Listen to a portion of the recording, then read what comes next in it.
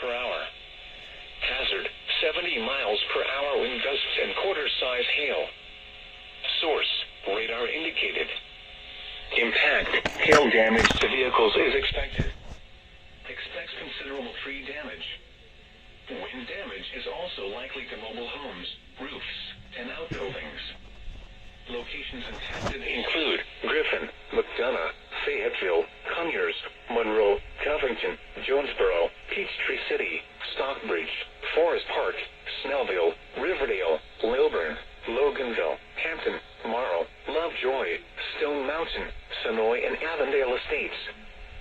For your protection, move to an interior room on the lowest floor of a building. If you see wind damage, hail, or flooding, wait until the storm has passed, and then call the National Weather Service toll-free at 1-866-7-634.